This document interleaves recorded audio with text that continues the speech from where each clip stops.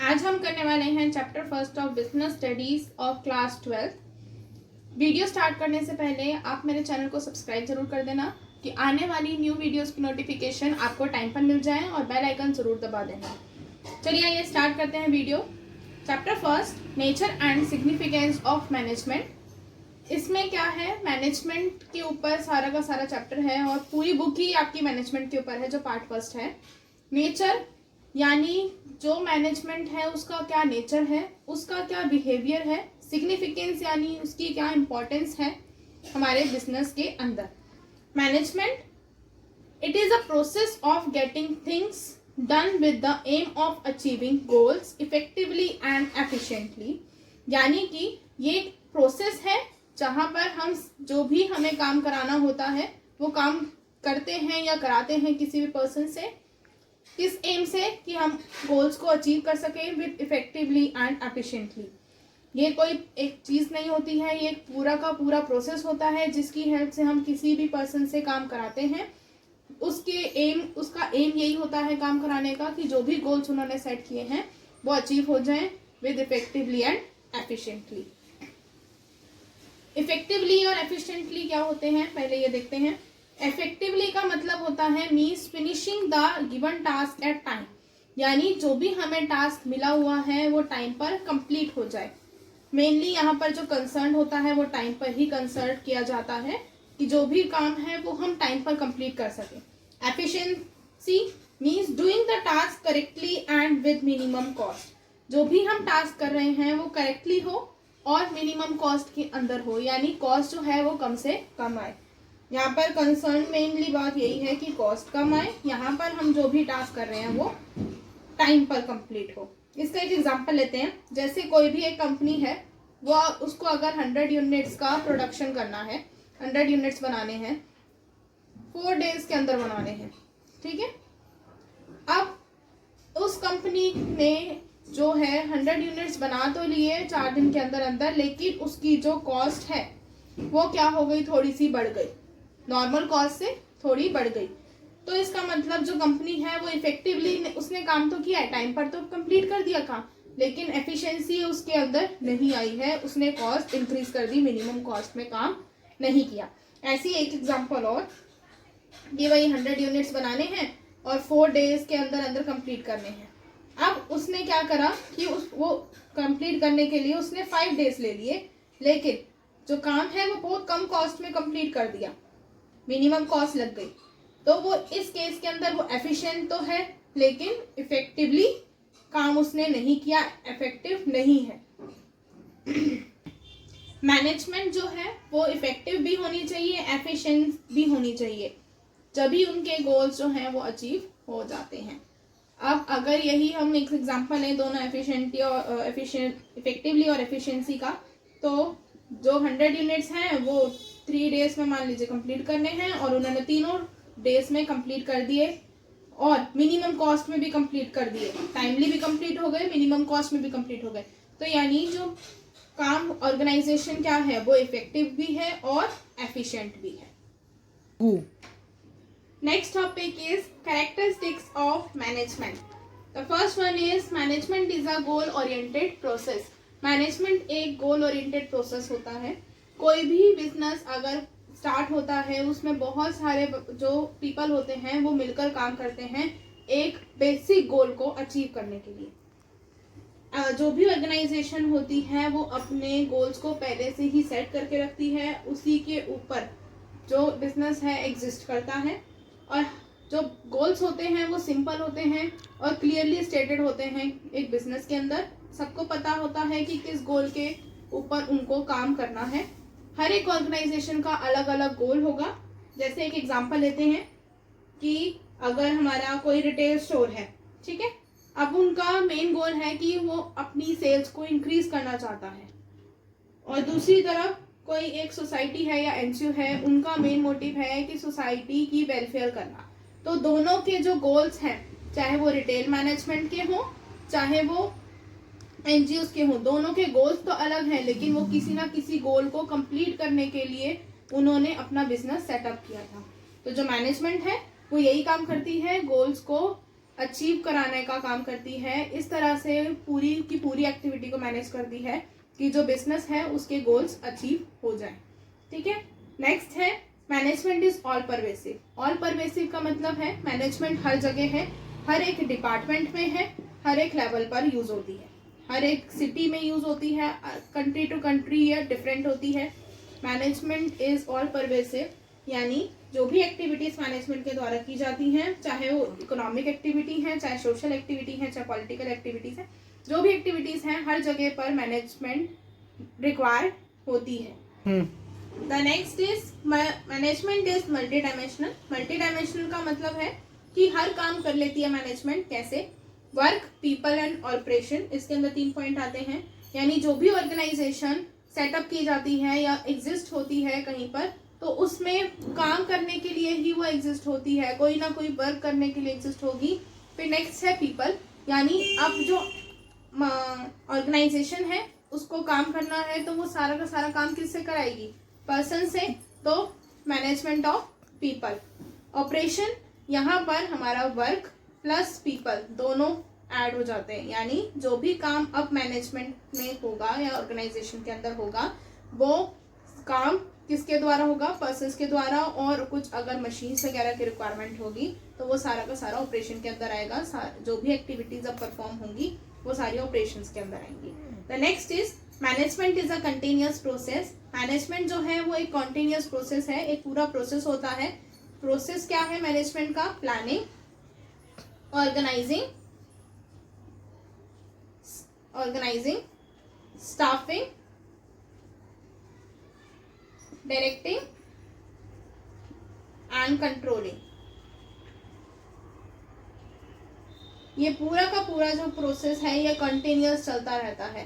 पहले एक organisation plan करेगी, उसके बाद उसको ऑर्गेनाइज करेगी, उसके बाद स्टाफिंग करेगी, फिर डायरेक्टिंग करेगी, फिर कंट्रोलिंग करेगी, उसके बाद वापस से यहाँ आ जाएगी प्लानिंग के ऊपर। यानी ये जो प्रोसेस है वो कंटिन्यूअस चलता रहेगा। और जो मैनेजमेंट है वो बेशक एक कंटिन्यूअस प्रोसेस है बट उसके बहुत सारे सेपरेट फंक्शंस होते हैं। ये फंक्शन पूरे के पूरे अलग अलग फंक्शंस हैं, सेपरेट फंक्शंस हैं। Next is management is a group activity. Management जो है एक ग्रुप एक्टिविटी है। एक ऑर्गेनाइजेशन को चलाने के लिए बहुत सारे पर्सन्स उनसे ज्वाइन होते हैं अपने खुद के इंडिविजुअल गोल को अचीव करने के लिए। तो वो क्या करते हैं? ग्रुप में एक्टिविटी करते हैं कि जो मेन बेसिक गोल है वो अचीव हो जाए, जिसकी वजह से उनके खुद के इंडिविजुअल गोल्स जो हैं वो अचीव होने लग जाएंगे। The next is management is a dynamic function. जो मैनेजमेंट है वो एक डायनेमिक फंक्शन है। बहुत सारे जो एक्सटर्नल एनवायरनमेंट है, एक्सटर्नल एनवायरनमेंट जो है, बहुत सारे एक्सटर्नल एनवायरनमेंट मैनेजमेंट को इफेक्ट करते हैं। तो मैनेजमेंट जो है एक डायनेमिक फंक्शन है, उसको परफॉर्म करना मुश्किल भी हो जाता है क्योंकि टाइम टू टाइम जो भी चेंजेस आते हैं उसमें मैनेजमेंट को ध्यान रखना पड़ता है कि क्या क्या चेंजेस कंट्री के अंदर या बाहर एक्सटर्नल फैक्टर्स उनको क्या क्या इफेक्ट कर सकते हैं।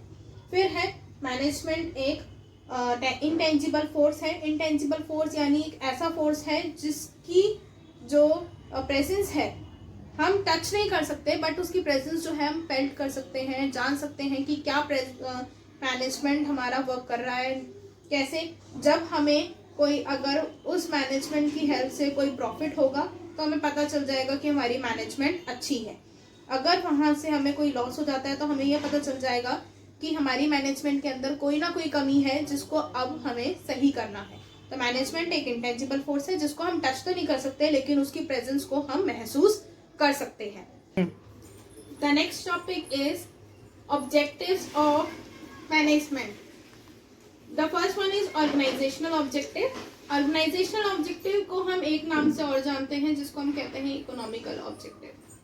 ठीक है, अब इसका मतलब क्या है? जो भी ऑब्जेक्टिव्स हमारा objective which are considering the interest of stakeholders including shareholders, employees and customers and the government. The main objective यहाँ पर ये होता है कि जो भी हमारी ह्यूमन रिसोर्सेज हैं और हमारे जो मटेरियल रिसोर्सेज हैं उनका मैक्सिमम यूटिलाइजेशन होना चाहिए, उनका अच्छे से एडवांटेज होना चाहिए। ठीक है, अब हमारे पास इसमें 3 पार्ट्स आ जाते हैं। First one is survival, second is profit and the third one is growth. Survival यानी कोई भी ऑर्गेनाइजेशन अगर एग्जिस्ट करती है तो उसके मेन बेसिक ऑब्जेक्टिव ये होता है कि वो बहुत लॉन्ग टर्म तक सर्वाइव करे, मार्केट के अंदर, सोसाइटी के अंदर बहुत लॉन्ग टर्म तक सर्वाइव करे। तो और सर्वाइवल के लिए उनको क्या चाहिए, must earn enough revenues to cover cost, यानी वो इतना कमाए कि उनका कॉस्ट जो है वो कवर हो सके, उनको रेवेन्यू मिले जिसकी वजह से वो जो भी उनका कॉस्ट लगा है वो सारा कवर हो जाए। तो नेक्स्ट इज प्रॉफिट। प्रॉफिट में क्या है कि उनको इतना प्रॉफिट मिलना जरूरी है, जो भी ऑर्गेनाइजेशन है उनका मेन मोटिव यही होता है कि वो प्रॉफिट अर्निंग करे, तो उनको इतना प्रॉफिट मिलना चाहिए, इतना प्रॉफिट एसेंशियल होना चाहिए उनके लिए कि उनकी जो कॉस्ट है वो भी कवर हो जाए और जो भी बिजनेस का रिस्क है वो भी वो बियर कर सके। ठीक है। The third one is growth. जो भी ऑर्गेनाइजेशन है वो चाहती है कि उसका एक तो लॉन्ग टर्म तक सर्वाइव करे, दूसरा उसको प्रॉफिट अच्छा हो, तीसरा वो चाहती है वो ग्रो करे। अब ग्रो करने का कुछ मेजर होता है कि हमें कैसे पता चलेगा किसी ऑर्गेनाइजेशन को कि वो ग्रो कर रही है या नहीं कर रही है। तो it can be measured in terms of sales volume increases. अगर उसकी सेल बढ़ेगी तो इसका मतलब वो ग्रो कर रही है। ठीक है, पहला मेन पॉइंट है कि वो उसकी सेल्स बढ़ेगी। दूसरा, नंबर ऑफ एम्प्लॉयज भी बढ़ेंगे। जब भैया सेल बढ़ेगी तो उनको और एम्प्लॉयज चाहिए होंगे काम करने के लिए कि वो और यूनिट्स प्रोड्यूस कर सके। नंबर ऑफ प्रोडक्ट इंक्रीजेस, उनकी प्रोडक्ट में भी इंक्रीजमेंट आए। अगर जैसे उनका ये मैगी का जो ब्रांड है, ठीक है, अब उसकी जो सेल्स है वो तो इंक्रीज होती है, अब धीरे धीरे उसके नंबर ऑफ प्रोडक्ट्स भी इंक्रीज होने लग गई है, उसकी ग्रोथ अपॉर्चुनिटी है। तो इससे ये पता चल रहा है कि उस ऑर्गेनाइजेशन का ग्रो हो रहा है। Increase in investment, capital investment, कि जो भी कंपनीज हैं वो कहीं ना कहीं कैपिटल अपनी जो है इन्वेस्ट करती रहती है।